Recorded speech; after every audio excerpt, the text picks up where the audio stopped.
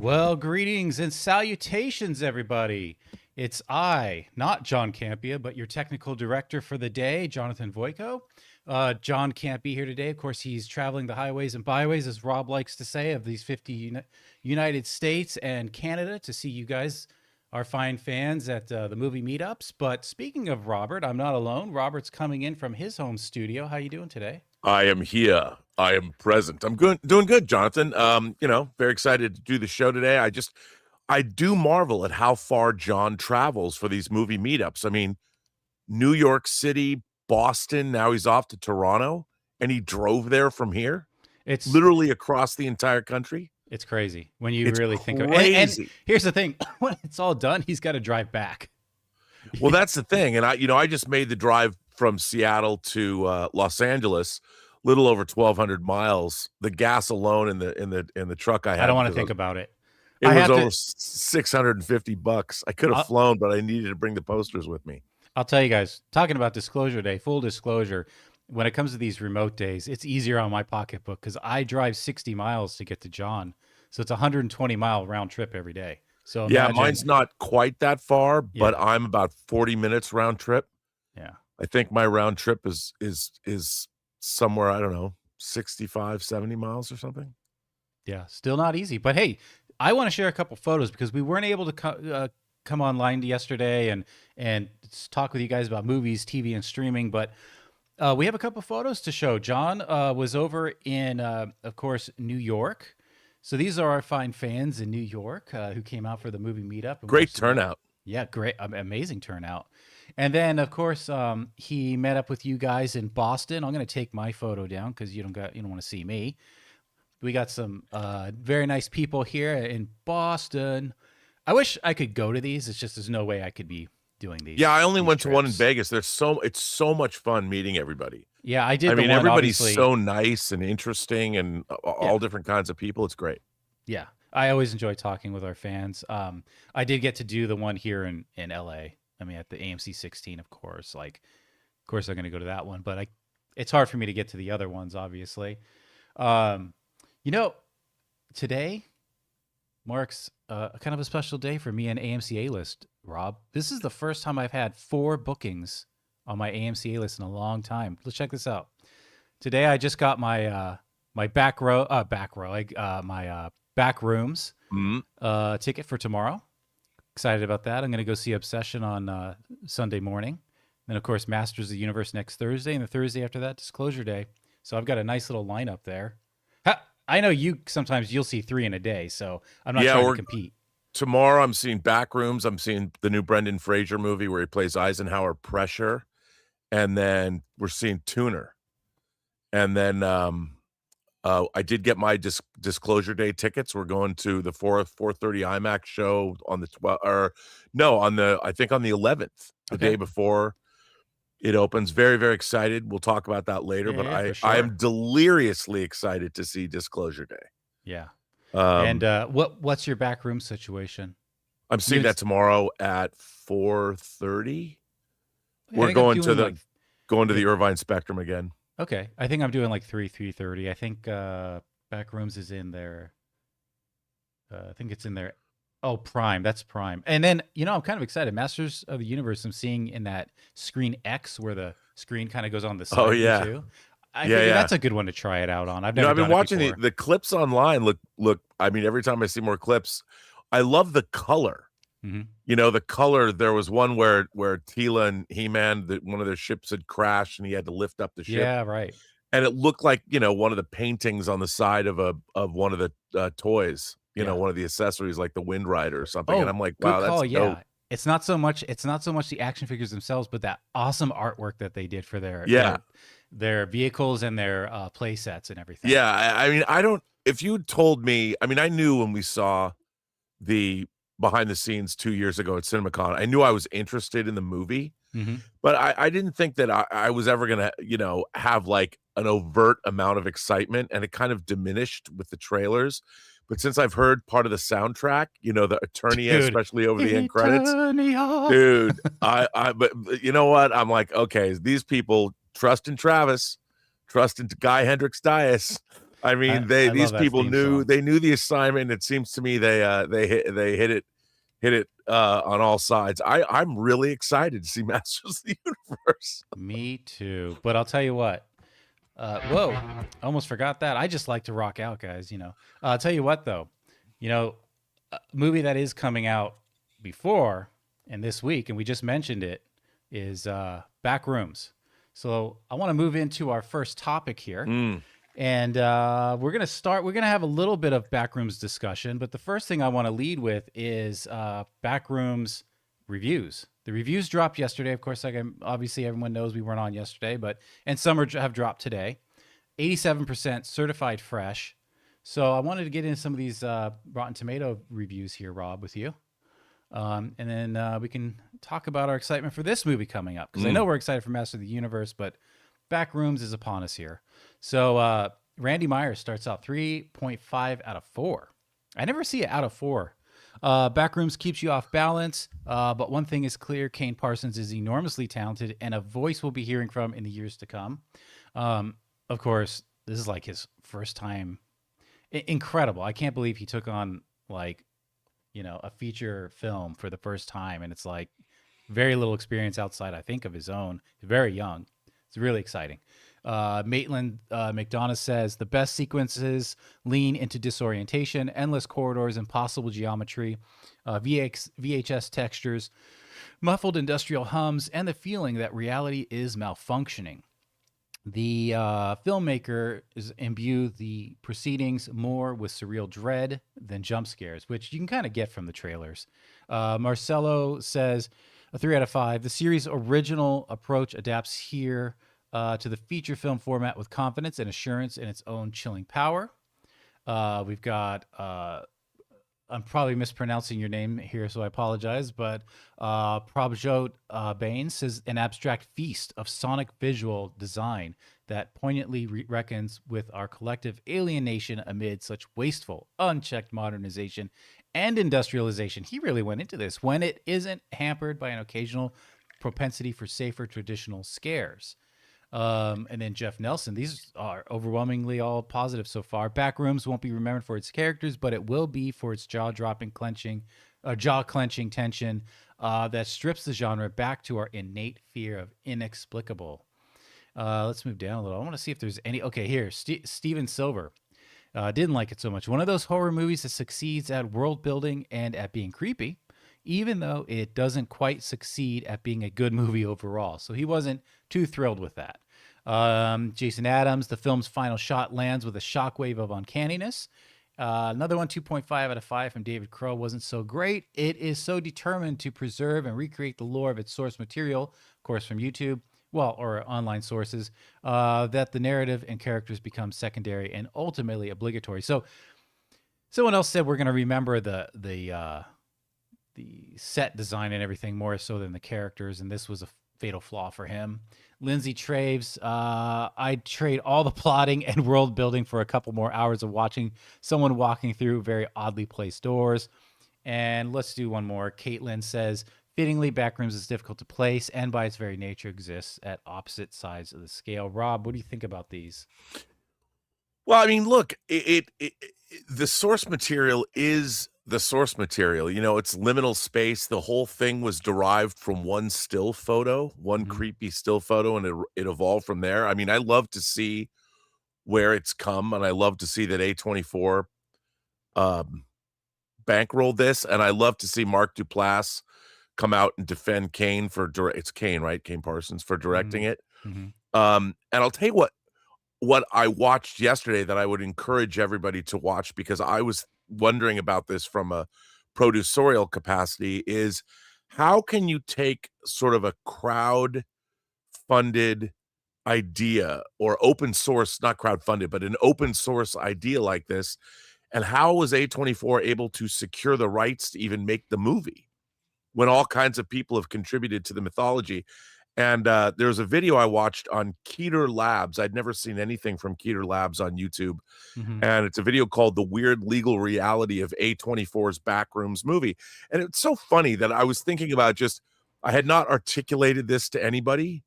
I'd not said anything about my desire to delve deeper into the idea of the legality behind this movie, and suddenly the YouTube video just popped up on my feed.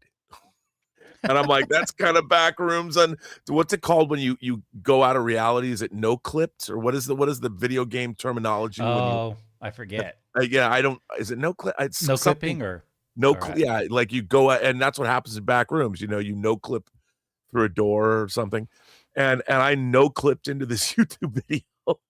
But I'm excited to see this movie. I mean, unlike some people, I love to see, Curry, who made Obsession. The more I see him interviewed, and the more that I see him, I mean, he's the real deal. Yeah. It's you can see that he's a really intelligent guy, and I love to see this new wave of, the Philippou brothers who made Talk to Me and Don't Bring Her Back. I like seeing this new wave of filmmakers that cut their teeth using YouTube and TikTok, and because you're actually making stuff, and that's, it's like the equivalent of directing music videos in the 90s, I guess. And to see the success that these new directors are getting is great. I think it's fantastic, and to see them backed by other filmmakers and backed by studios, and then they have Markiplier with Iron Lung. Even though I didn't like Iron Lung very much, I did very much appreciate he bankrolled his own stuff, and he had a huge monster hit with Iron Lung. And I was there opening day and saw all the people that knew him and were his supporters and had followed him for years show up. Yeah. Filmmakers can only hope for that kind of support, and I love this new wave. I've talked to a lot of people that, I don't know, are not as happy about it as me, but I don't see it as competition. I've never seen anything as competition, really. If people are making good work, it just makes the landscape that much more diverse with storytelling. So I'm really excited to see this. I like the idea of liminal horror. It's pushed me to make a liminal horror vertical. I'm gonna go make a liminal horror vertical. Yeah, you told me about that. 60 to 90 seconds. Mm-hmm. We've got it beaten out. It's probably going to be 80 episodes. Awesome. And, I've got my cast, and I know I'm going to shoot it. Good. So I'm excited. Yeah, and to your point, we hear so often now from like the top tier film creators. They say, guys, if you want to become a director, or you want to take on acting and this and that, get a camera, film your friends. Okay, we've heard that. It's kind of become like, okay, yeah, great. And then, go write down 3 sentences, and then that's your 3 acts of a really short story. Go film that. Show it to your friends. Ask them what they liked about it, what they didn't like about it. Learn from that. Yeah. Redo it. Great. You still can't submit unsolicited scripts. You're still not. The point is that these people are now getting noticed, because you can put it on something like YouTube and other presentations online to get it seen once you're happy with it. And if you're good, then you can have an entry point into Hollywood. And I say like Hollywood, but film, like legitimate filmmaking where you can sell tickets in a theater, and make actually like big money with it. And some friends of mine are making verticals and they have their own production company. Whether you like verticals or not, it's sort of a new form, and I think there's a lot of room to move. But there's going to be like a YouTube for verticals that's coming out. I forget the name of it. I have to ask again. But, making verticals is a way that you can cut your narrative teeth, and all you need is cameras. You don't need as much equipment. You do need some skill, and you do need some creativity, but there's going to be more chances than ever before to make films, and combined with AI technology. I think that what's going to happen is there's going to be a combination of live action, real time, shooting actors and things, and combine that with AI, and really you'll be able to do a lot of interesting things. So I'm looking forward to seeing what people come up with. And it's an exciting time. When everyone's naysaying about everything, I'm like, no. You're now watching a wave of people. I've always often wondered, we have the technology to do anything now, and yet people aren't availing themselves of it because it is still hard to do. But people are jumping in, and when you have young guys in there at 20 or 26, that's planting a flag for a whole new generation of filmmakers to follow behind, and I'm excited. Can't wait to see what they come up with. I I hesitate to qualify this as like the new Hollywood or whatever. In many ways it is, but I can only imagine the establishment in the late 60s, early 70s were not for all this new cinema that was coming out. And who are they to like be running these studios and suddenly having their say in these studios? And look at all the movies that we came up with in that era, you know? Yeah, So, well, even before that, the critics who wrote for the French film magazine Cahiers du Cinema, you had Truffaut, you had Godard, you had Andre Bazin, who defined cinema, but Truffaut and Godard came out and started making movies and changed the landscape with the French New Wave, and there was following on Italian neorealism. There's a lot of really exciting stuff happening, and to see people that talk about movies become movie makers, is really exciting. I mean, we kind of beaten this topic and we'll move on, but what I would like to see though is now a move. We're always going to have this like churning of horror now. I want to see people doing like some real drama in this manner as well. Yeah, I would too. Because it doesn't have to just be genre based. No, so, I watched a terrific film I've been reading about for a long time called Twinless. I watched it the other night, and it was a fantastic film. It was only the director's, I think it's James Swallow. Is that his name? He also starred in it. Fantastic film. I had no idea where it was going. I just knew the name of it. I bought the Blu-ray, and I loved it. It was not the movie I expected. Yeah. And there's a lot of great new voices out there, and I'm there for it. Awesome. All right, guys. Well, what do you think about these reviews for I keep saying Backrooms. Are you going to see it? I got my ticket for tomorrow. Are you excited for it? Let us know as you do see it and the days go on in our live chat, of course, and in comments down below. Of course, no spoilers, but just let us know the things you appreciated, didn't appreciate, what have you. We're going to move on. We're going to stick with the topic of Backrooms here, though, because, Rob, you kind of alluded to it earlier about Markiplier and bankrolling his film and then the success that rolled in from that.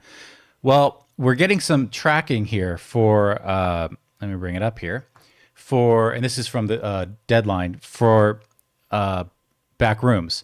And they're estimating $40 to $45 million at the box office. Insane. Well, it gets more insane. And we've got Mandalorian and Grogu, so this might be a photo finish, but let's get into this.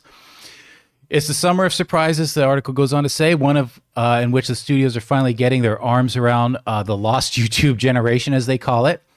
I don't know if they're lost. That seems a little egocentric. We've known they've existed. Yeah. I've been spouting off on this platform myself for 11 years, so... Yeah, I don't think they felt like they were lost. That's a matter of perspective. But all right, moving on.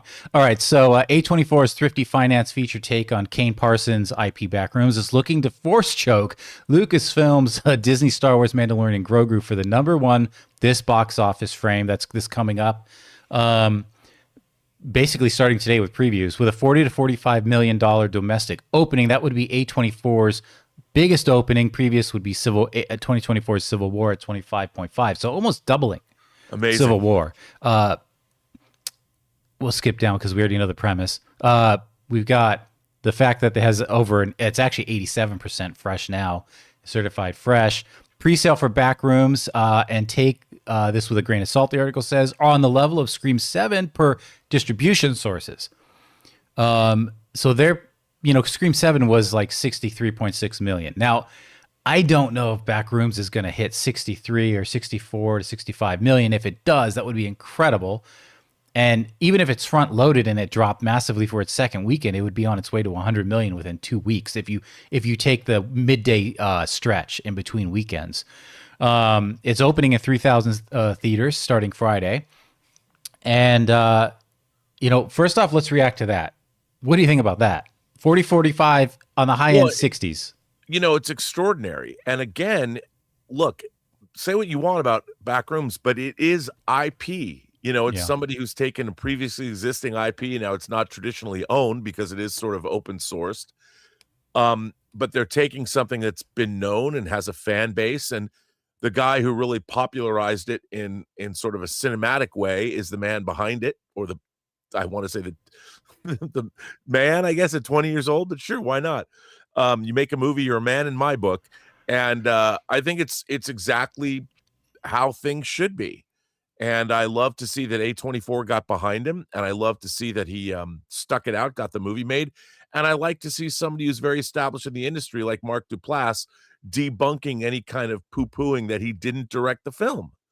It was nice to see Mark Duplass come out and render judgment on the fact that did Kane really direct the movie? Yes, he did. Mhm. So I loved seeing that, and why shouldn't this be successful?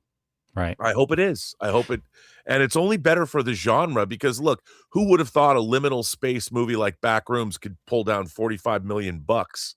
I mean, if that's the case, it opens up horror filmmaking to many more, hopefully, many more interesting facets that can now be explored. That are it's so the genre is not as limited. So I love it. This year has been a great year for horror, just like last year was, and I can't wait to see more. Yeah, looking at the box office here, Box Office Mojo. Speaking of horror, so we have Obsession still in theaters, which I just got my ticket for Saturday. It's over 90 million. It doesn't include Wednesdays or today's take. Look Which at the is numbers insane. though. We're not even sub 5 million here on the daily still. So Obsession is killing it. It's probably going to come in third this weekend, which we'll get into. You know, Passenger didn't do quite as well, but it's still out there for the genre, making money. But I want to come back to the article here real quick. So this is going to be kind of a photo finish, and I want to get your take on who do you think actually takes first place. But we got Jon Favreau directed feature take on The Mandalorian. Grogu, it's expected to ease near 60% second weekend drop off at 40 million. Technically, though, you know, it's saying Solo, a Star Wars story, dropped 65%. So while it opened a couple million under Solo, we talked about that earlier this week, it looks like it'll have a little bit stronger legs. But what do you think? I mean, this could, at 40 million, if it 42 million this weekend, we could be seeing a Star Wars movie in its second weekend take second place behind Backrooms. Yeah, and I then think Obsession is going to be taking a chunk too. So I think there's a lesson there. You know, I mean, and isn't it look, I think in this day and age, you've got Disney and $165 million movie that could potentially be outgrossed in its second weekend by a film that I don't know how much.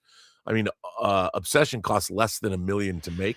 I can't imagine I'm sure the sets, all they did was rotate them for different angles. You know what I mean? But that's like the movie Cube. I mean, that's what great filmmaking is all about. Yeah, exactly. So, I mean, I don't know. We'll see. Backrooms could take first place this weekend. We just talked about the great reviews it's getting. Mandalorian Grogu, I'm not trying to hate on it. Good movie. It's entertaining. Obviously, it's not like moving the lore forward much. It's not.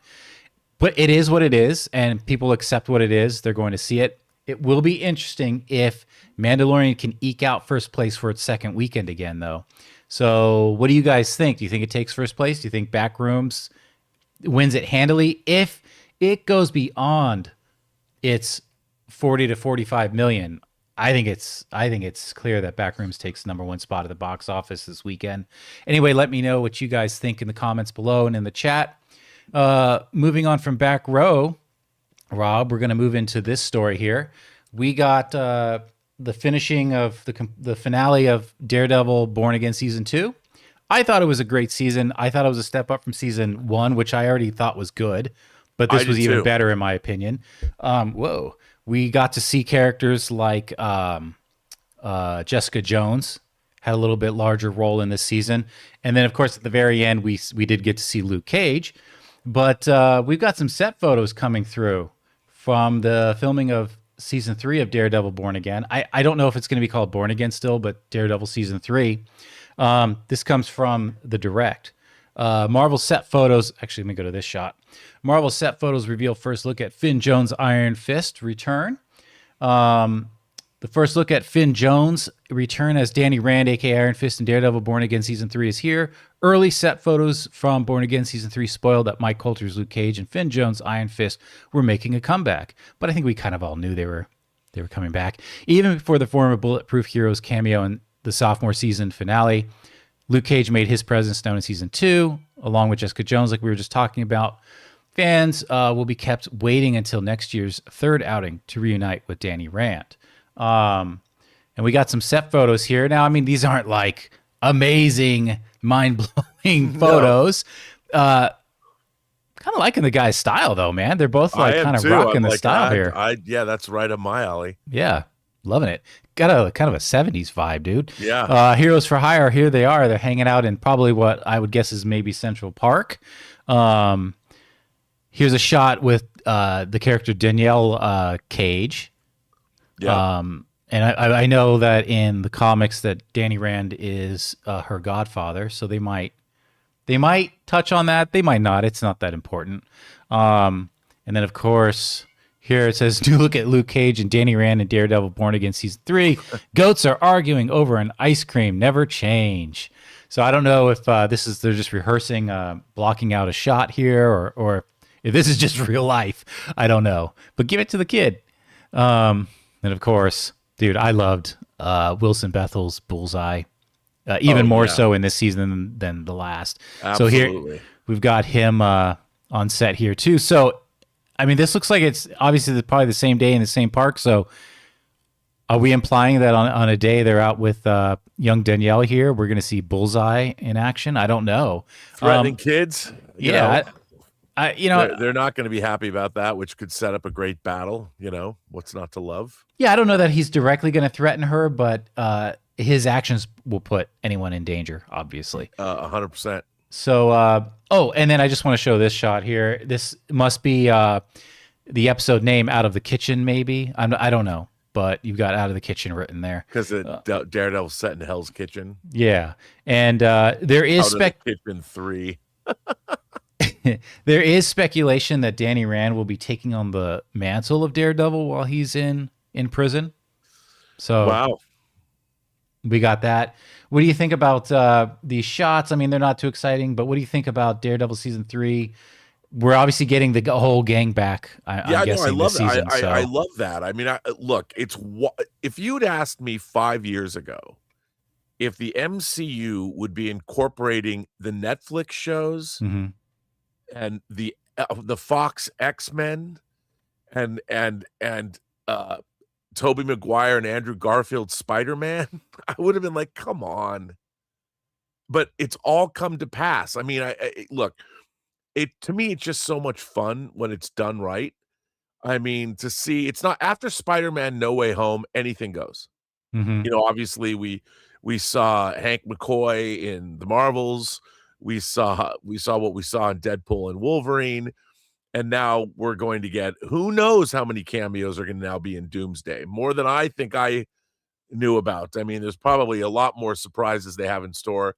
And to see the Defenders back together, and I would assume they're all going to get back together on the same screen in season 3. It's wild, man. I love it. I think it's cool. If they don't, I will say if they just touch on it and all we get is Danny Rand in the park, I'm going to be so bummed. And that's the kind of thing where you get real pushback from the fans, and it's just not fair and it's not good for the overall look. If my writers wrote that in the script, they're like, no, this is going to be avant-garde. He's going to show up in season 3. It's like, or season 4. It's like, guys, with our ratings, he's in this now. Yeah, right. Yeah. We touched on the ratings. I really wonder where they're at now. Because when those ratings came out for season 2 of Born Again, they weren't that strong. They were very weak, actually. But the season hadn't fully fleshed out yet. So I'm wondering where it pans out. Right, and people return back to those things. Exactly. There's so much out now. It takes time to catch up with stuff. Tell me about it, man. And actually, yesterday did not Spider Noir drop yesterday, the 27th? Was that the day? I haven't even seen it yet. I haven't either. I've been so busy. I haven't watched it. So I'm thinking with John probably on the show tomorrow. Hopefully we can talk about that and give our initial thoughts. And also the season finale of For All Mankind drops at midnight tonight, and the first 2 episodes of Star City, which is the Russian spinoff of For All Mankind. So that's so depressing. Good. The fact that you just said finale, I haven't even started, and I love For All Mankind, and I've been so busy that you tell me the finale is here, it's like Yep. time has just flown by. I know. I bet if you could save time in the bottle, the first thing you'd like to do is to save every day till eternity ends. Yeah, but I don't want to pay any royalties to Jim Croce. But I'll tell you what. That's true. I didn't sing. Yeah. I didn't quite do it exact, by the way. That's true. That's true. But while we're saving money on royalties, we got to hear from our sponsors, guys. So before we do, I just want to let you guys know we still have some more topics to discuss. Supergirl. We may have gotten a bit of a connection with her and Brainiac through none other than an Ulta ad. Actually, I'll talk about that later. And we're going to talk about Disclosure Day first reactions. They seem to be over the top and great. So we'll get into all of that. But first, we're going to hear from the sponsors of today's show, Pocket Hose and Hims. Be right back. We want to take a second to thank a sponsor of today's video, Pocket Hose. Guys, I'm excited to tell you about the world's #1 expanding garden hose and their brand new product, the Pocket Hose Ballistic. As you guys can imagine, I'm not exactly gentle with my gear. I drag hoses across concrete over the pool, yank them around corners. I even coil and uncoil them all the time to put them in my camper van when I go out on my movie meetups. And generally speaking, a lot of them don't last. But the Pocket Hose Ballistic has been a totally different story for me. It's incredibly durable, super lightweight, and just makes the whole job easier. One of my favorite things is how simple it is to use. You turn the water on, it expands. Turn it off, it shrinks right back down to pocket size. And it's reinforced with a liquid crystal polymer, the same kind of material used in bulletproof vests. Plus, it comes with the pocket pivot, which gives you 360-degree rotation at the spigot so it moves with you instead of fighting against you. And now, for a limited time, when you purchase a new Pocket Hose Ballistic, you'll get a free 360-degree rotating pocket pivot and a free thumb drive nozzle. Just text Campea to 64,000. That's CAMPEA to 64,000 for your 2 free gifts with purchase. Text Campea to 64,000. Message and data rates may apply. Guys, we want to take a second and thank a sponsor of today's video, Hims. You know, one of the hardest things about trying to lose weight is just figuring out what actually works. Because we've seen them all. There are a million trends, diets, and gimmicks out there, and honestly, it can get overwhelming. And that's why weight loss by Hims really stands out. Hims now offers access to an affordable range of FDA-approved GLP-1 medications, including the Wegovy pill at its lowest price ever, and the Wegovy pen. With Wegovy at Hims, lose up to 20% or more of your body weight when combined with diet and exercise. It helps you regulate your appetite and eat less, so success is within reach. Plus, Wegovy is the first ever and only GLP-1 available in a pill for weight loss, so there are no needles needed. And the process is extremely convenient. Everything happens online. You connect with a licensed provider who determines if treatment is right for you, and if prescribed, your medication gets delivered right to your door. No insurance necessary. Ready to reach your goals? Visit hims.com/Campea to get a personalized, affordable plan that gets you. That's HIMS.com/Campea. hims.com/Campea. Based on advertised cash price for 30-day supply of medication only. Membership required, fee not included, and billed separately. Weight loss by Hims is not available in all 50 states. Wegovy is the registered trademark of Novo Nordisk AS. To get started and learn more, including important safety information, Wegovy clinical study information, and restrictions, visit hims.com. All right. Thank you to our sponsors, Pocket Hose and Hims. And thanks for hanging out with us, guys. We're going to move on, Rob. We've got a new topic here to talk about, and that's Supergirl. We're hearing from the direct on this one. Supergirl 2026 promo reveals key Brainiac connection before his Man of Tomorrow debut. And I thought this was kind of funny, kind of fun too. The promotional push for Supergirl is in full swing ahead of the film's 2026 theatrical release, and a new tie-in could be teasing a key Brainiac connection well before the villain's Man of Tomorrow debut. James Gunn's DCU has rolled out a steady stream of marketing for Amelia Alcock's solo outing as Kara Zor-El, with trailers and posters dropping in the lead up to the opening weekend, of course. And fans have been combing through all of this stuff, no doubt. But we've got our loudest hint yet, and it comes from none other than an Ulta ad, which is a cosmetics line or company. The newest Supergirl 2026 promo, part of partnership between DC Studios and Ulta Beauty, features Alcock wearing a T-shirt with Candor City printed on the front. And here we have Kara with the Kandor City, and it looks like it's encased in glass there. And first off, I just want to break away from this and say, you've talked about female audiences, Rob. And, I have. And a lot of times people with I'm a big fan of female audiences. I know, but this is going back to even Barbie and now with Supergirl, where a lot of us that are more male skewed can kind of shrug this off, but never underestimate the power of the female audience. Look at Devil Wears Prada 2. That is massive now. I'm just gonna look at this real quick. Look at Devil Wears Prada 2, guys. It's still in the dailies here. All these days it's been out, and it hasn't even gone under a million yet. So, and it's pushing over 600 million. It's going to be well above that. Anyway, back to what we're talking about here, though. Quiet King of franchises, Steve Asbell over at 20th Century Studios. No doubt. He just hits. I think this is great marketing, though, that they're teaming up with someone like Ulta. You and I didn't know about this because we don't shop for makeup. It's amazing that these promos are going on, with Supergirl and Ulta reaching out to female audiences. So guys, there's a lot of talk where this movie's going to bomb, blah, blah, blah. Hey, they're doing the right thing here. But anyway, back on topic, Kandor City. Kandor is the Kryptonian capital that Brainiac famously shrinks and bottles in DC Comics lore. So seeing the name plastered in an official Supergirl marketing image has fans questioning whether the details are coincidence. I don't think so. Or an early tease for what's coming in Man of Tomorrow, which comes out July of next year, with Lars Eidinger as Brainiac, of course. Here's a close-up on the Kandor City. You can see it's encased there. The reference is small, but its timing has fueled speculation that Kandor will play into Brainiac's introduction. Because there's been a lot of pushback of okay, well, Supergirl's in this with Superman. What, they're just throwing her in. What's the connection? Well, there's some real connection, narrative threads here. Here it is, an image in the comics, inspiring the live action shirt there. Interestingly, the same Kandor name turned up in another DC Studios Superman adjacent marketing in April. Superman Experience Defenders Unite, an attraction at Warner Brothers Studio Tour here in, it says Hollywood, but it's Burbank, opened with an interactive bottle city of Kandor display. Come on, that wouldn't just be there randomly. Visitors can fiddle with dials that switch between time and day settings inside the shrunken Kryptonian capital. And then it goes on to say that, where is it? The film's first trailer also gave fans, of course, their first DC look at Argo City, the Kryptonian city where Kara was born and raised. And that was that scene where it gets that protective shell over it that we see there. Yeah, baby. Hinting the city has a meaningful role in Kara's origin story.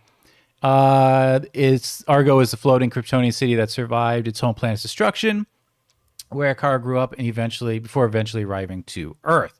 So, Rob, is this just speculation? Do you think this is a real link between in an Ulta ad of Man of Tomorrow's Brainiac? Well, I absolutely do. I mean, I didn't imagine. I know that I think in some James Gunn interview, he said that there was an important connection between Supergirl.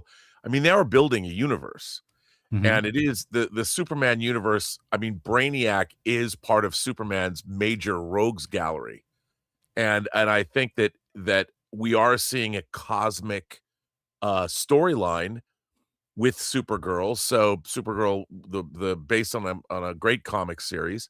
So I think absolutely there's going to be a connection, because this, other than Clayface, this movie is going to lead right into Man of Tomorrow, as it should. By the way, I also want to give a shout out to Hot Toys, who dropped their photos of Supergirl and Lobo. Nice. Those figures are dope. And, I'm a fan. It's so weird. I mean, Millie Alcott, we became fans of hers because of House of the Dragon. Yeah. Which, by the way, I cannot wait. We're just a few weeks away from the season 3. And apparently season 3 opens with that the battle of what's it called? I want to say the Gorge. It's not the Gorge, but it's something like that. One of the biggest battles in that story. I can't wait. Yeah. But look, I will say, I wasn't a big fan of the scene that we saw at CinemaCon on the space bus. We talked about it on the show, and But I really like her as Supergirl. I like her attitude and the way she was in the clip. And I'm really looking forward to the movie. I hope the movie is good. And we'll see. Well, yeah, go ahead. But like the bottled city of Kandor, if they're going to team up, I've never understood. One of the things I've never understood, when I would say that when Captain Marvel came out, a movie that I didn't hate, that I liked. Actually, I went and saw it 3 times in the theater, actually 4 times. And, people were saying, well, the only reason it made over $1 billion was because it came between Infinity War and Endgame. And I'm like, yeah, but so did Ant-Man and the Wasp. Never underestimate the female audience. I don't understand. Exactly. We as genre fans, we as imagination connoisseurs, the audience is still predominantly male. This is not to take away from female fans, but female fans drive horror. We know that. There's barely any men reading books anymore. That's why romantasy has become one of the biggest cornerstones of genre fiction these days. So never underestimate your female audience. And I think the way to get rich quick is to make the female audience great genre entertainment. Mm-hmm. And hopefully that's what this is. And the fact that, why wouldn't they team up with a female brand? It's so intelligent. It's so smart. Yeah. And I like the fact that she's wearing that kind of this punk rock bottled city of Kandor. I mean, I would love it if she in character was wearing a t-shirt like in the DC universe. She made herself Oh my gosh. a bottled city of Kandor shirt, which would be pretty funny. I don't know if it'd be funny, but that'd have to be pretty dark. I don't know if me as a character, if Earth blew up and like Los Angeles was bottled, if I'd be wearing a shirt with Los Angeles bottled. And well, I would, especially if you could be shrunk down and go visit a bottled city of LA. That's true. These people aren't necessarily gone, but I don't know if Brainiac's letting people in and out. I don't either. But it's going to be, I mean, what if that's the end? Like you find out, I am sure Brainiac is going to show up at the end of this movie. Oh, there's got to be. And you know what? I'm sure that because they've been shooting Man of Tomorrow, if they decided, if they came up, because obviously they've switched out composers 3 times on this movie. Movies are very iterative. And these days when you're shooting digitally, they could have come up with a new end credit scene and James Gunn could have directed that end credit scene. Exactly. And it's in the movie. Right. And I would not be surprised by that. So guys, what do you guys think? Is this just hey, it's just a coincidence? Is it a direct link to Brainiac? Are we going to see Brainiac in Supergirl? Rob and I personally think we are, or at least there's going to be a direct link to his character that leads into Man of Tomorrow. Let us know what you guys think in the comments below, the chat, what have you. Moving on now to our final topic, Rob. Disclosure Day, another movie that's coming out soon. Bro. Right around the corner. So excited. And apparently first reactions are very positive. Let's get into this. This is from Variety. Disclosure Day, first reactions call Steven Spielberg's sci-fi epic his best film in 20 years. So that's going back to like 2006-ish, the aughts. And praise Emily Blunt's all-time performance. Let's get into this. Disclosure Day has been unveiled to members of the film press ahead of its June 12 release date, and first reactions are calling the sci-fi UFO-focused movie Spielberg's best in 20 years.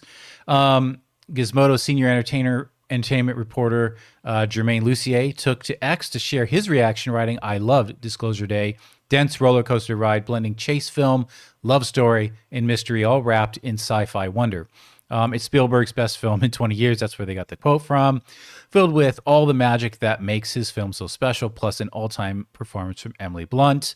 Collider's Stephen Weintraub, Frosty as many know him, kind of is in agreement. In a shock to absolutely no one, Spielberg has delivered another towering home run. With Disclosure Day, I could go on and on about what I loved, but I was lucky enough to see the movie knowing almost nothing, and I strongly recommend you do the same." I mean, I'll say, like, the trailers give us some information. Like, we understand it's about alien interaction and everything, but we don't really know the ins and outs of the film. Film reporter Bill Bria said, also spotlighted the film's breathtaking compositions. David Kopp's X-Files meets the Bible script is one big high-wire act, Emily Blunt's most accomplished performance, and John Williams' best score in years. And that's That's saying something at his age. That's amazing. Calling the movie riveting, moving stuff. We'll just read this as well. Tessa Smith, a film and TV reporter at Rotten Tomatoes, says shed a tear at the end. She shed a tear at the end. Disclosure Day is absolutely phenomenal. Truly something special. Smith wrote, I was hanging onto every word, captivated by the story as it all played out. The score perfectly elevates every single scene. Part mystery, part Twilight Zone. Something new entirely. Just wow. What do you think, Rob? Bro. Look, this is one of my most eagerly awaited films of the year. It's Spielberg returning to genre material with the John Williams score, who I never thought their 30th collab together. Everything I've seen about this movie I find intriguing, and some things that people who watch my channel over at the Burnett Work would know is that when I was a kid, I've been obsessed with UFOs since I was a little kid. There was a movie called The Outer Space Connection. That was a Sun Classic Pictures movie, bunch of hooey, but I went and saw it in the theater, and it was all about, the lines at Nazca. You can only see them from the air and all kinds of craziness. I've loved UFOs my whole life. I read in a UFO book when I was like 9 years old that one of my dad's best friends, Captain John Harder, who was a World War II pilot, unbeknownst to me, I'm reading this book about UFO accounts, and I come across Captain John Harder's name in a UFO book. So I got to actually ask somebody who was quoted in UFO text about what he actually saw. And I mean, he flew every plane in World War II. He bought me a monogram, 1/48 scale monogram model of a B-52 itself. And I got to ask him. And he told me he could not explain what he saw. I mean, he's not going to lie to a kid. So the fact that we're going to get UAP disclosure, look, I'm sure it's all a bunch of hooey, but I'm deliriously excited to see this. I cannot wait. I'm waiting for the overlords. I want to have a Nordic girlfriend, if that's possible. Can we do that? If they've been around for a long time, hey man, I'll go home. If they turn out to be Canamites and they're going to eat us, as long as I can at least get a glimpse of the homeworld, or maybe another dimension, I'm there, man. I am there. If they want me to go on a one-way trip, I will. You're ready. I will. You're going to travel the highways and byways of the galaxy or beyond. Maybe experience a warp bubble, first human to ever. What do you have you already purchased your ticket for Disclosure Day? Or is that not? Yeah. Okay. Yeah, I'm seeing it in IMAX. Okay. But here's the thing. It wasn't filmed in IMAX. It's the aspect ratio is 2:35. I'm seeing it in Dolby. Yeah.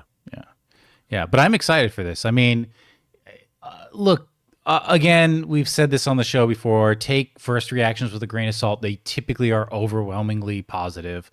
And then as we get further into like the reviews as they come out, we'll get a little more detail on the ups and downs. But I mean, it's Spielberg, man. When people are saying this is a masterclass in composition, well, of course it is. He's a master at blocking, and he works with the best cinematographers. Of course, it's going to be it's a masterclass in filmmaking. That goes without saying. And the fact that he's really energized. And I'll tell you something. What I really am curious about is when this movie was being made, some of the people that I talked to in the Designing Hollywood show that I interviewed were telling me that ones that weren't working on the film but were working on the Universal lot at the same time said they had never seen such security around a movie before.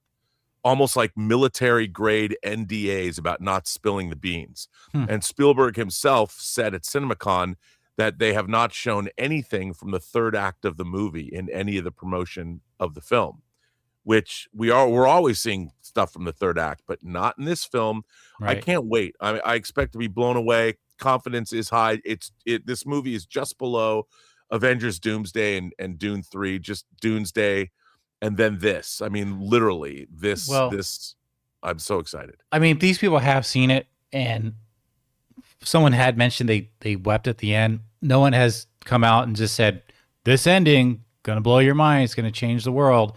So I wouldn't put too much stock in the ending of it or the third act, but I think in terms of filmmaking and storytelling, it's still going to be amazing. See, I want to have the ending I want to have an ontological shock. Like some of our government officials, some of the senators are saying the reason they can't disclose the truth to the human race is because we would suffer an ontological shock about what they know, and I'm like, come on, man, how bad can it be? They didn't suffer a shock. I Apparently. mean, if they know, just tell us. Hmm. Stop playing. I want to know. I don't. If I'm just a vessel to farm my consciousness for higher beings, so be it, man. As long as I get to see Doomsday and Dune on the 18th of December, I'm good. Yeah, we'll And make the new, it. and the new James Bond movie. I have to say, this is probably the most excited I've been for a slate of films in a year overall. In a I long know. time. I mean, there's been some great years. The past few years have been amazing, but like from start to finish, I'm like, wow, this. And there's been some good surprises this year. Yeah, Like the exactly. Sheep Detectives blew me away. Sheep Detectives is my favorite movie of the year so It's far. pushing 100 mil. When it first know. came out, it was like 15 million. I'm like, oh boy, this is about what I was expecting. It's pushing 100 million worldwide, and I want to see it. Like, you guys gave it great reviews. So, Well, the director of it, he director of like Minions. And you can tell that an animation director, like when Andrew Adamson did Chronicles of Narnia, he came from the Shrek franchise, but I worked on doing them behind the scenes, and he was pretty overwhelmed by the scale of the Chronicles of Lion, the Witch, and the Wardrobe, but he did a great job. But the Sheep Detectives is much smaller in scope. It is brilliantly directed. It is a brilliantly directed film. It really uses the language of cinema. Some cuts from one cut to another are humorous without saying anything. I just think that it is a wonderful. Craig Mazin, of course, co-creator of The Last of Us, the show, but he also did Chernobyl. He wrote this script a long time ago. His script is masterful, and everything about Sheep Detectives. I know this segment is not about Sheep Detectives, but our surprise of the year. Yeah. And I've seen a movie this year. I've already seen more movies this year than I've seen in the last couple of years in their entirety, because I've been going with my friend Alvaro, going to the either going to the Harkins, but we've mostly gone to the Regal Irvine Spectrum, and I've seen a double feature almost every week of the year. And so there's been a lot of great stuff. Project Hail Mary, if you told me that it would be below Sheep Detectives at the beginning of the year, I would have said, come on. I still don't. Okay. My brain can't comprehend when you say that, so I feel like it's not true and you don't really mean it, because this is like disclosure day for me. I'm going into a shock myself from you saying that, so I'm like, no. Ontological shock. Yeah, this can't be true. No, as opposed to the teleological or cosmological shock for and against the existence of God. But no, I mean, I only say that I love Project Hail Mary, but Project Hail Mary could have been a little bit better in my estimation. A little bit, because, well, anyway, I'll get into that later. But I'm very excited for Disclosure Day. Cannot wait. As a matter of fact, we had to coordinate getting tickets, make sure, because they had the ads coming out saying tickets on sale now. We had to make sure we got our tickets. So, I mean, I just got mine solo, so I mean, it wasn't that hard to get, but the theater was almost full. So, and that was at 3 p.m. So, yeah, we'll see. What do you guys think? Do you guys have tickets for Disclosure Day yet? Are you planning on getting them this soon? I mean, you have some time. It's not out just yet. We still have Backrooms and Obsession, and we've got Masters of the Universe. We have a lot of great stuff coming. Toy Story 5 is coming. Exactly. But what do you guys think about these initial reviews? Let us know in the comments below. And Rob, this basically completes today's episode of the Non-Campea Show, but anything you want to sign off with? True Noir, I know you guys got us some stellar reviews. So people know I made this, I co-created, and then I directed, produced, and edited our audio drama, True Noir, The Assassination of Anton Cermak. You can go to truenoir.co and see who's in it. Once you see the cast, you'll be blown away. But so there is a review site called Kirkus Reviews, and they're like, in the publishing world, they're known as some of the toughest critics, toughest reviews out there. And when I heard that Kirkus Reviews might be reviewing True Noir, there was a little bit to say that I was a little trepidatious about it was an understatement, but they gave it a great review. It's like that end scene in The Bear season 3 when the reviews dropped. It totally was like that. And the Kirkus Review came out this week, and I put it on my LinkedIn and all that. And Awesome. I'm very, very, very excited. It got a great review. So if you haven't checked out our audio drama, True Noir, The Assassination of Anton Cermak, written by Road to Perdition writer Max Allan Collins, who also just published The Return of the Maltese Falcon. Dude. And the Maltese Falcon, by the way, is coming back to theaters this year. I know. I'm excited to see it. I'm just really happy to be working with him, and we will have news, hopefully, about a True Noir movie. I'm very excited about that. Yeah. Well, guys, I don't really have anything to share about anything I've got coming out. I mean, I do have things that I'm working on that Rob is aware of. I'm excited about that, but I can't really talk about it. And I don't want to talk about stuff like that because I'm a big believer that as soon as you just talk about what you want to do, you don't end up doing it. So we'll leave it at that. But you can always catch me here most days on the John Campea Show. In the meantime, thank you all for stopping by. I know that John's really looking forward to seeing a lot of you guys in person in Toronto coming up in the next few days. And hopefully we got John back up on the show tomorrow. No promises because, like I said, he's mobile. He's in the van, and just depending on if he has a place where there's good connection, that kind of dictates if he can be here or not. But we appreciate you guys being here with Rob and I today and hanging out for a little while, talking all good things, movies, TV, streaming, and we'll see you all very soon. If I can find the thumb. There we go.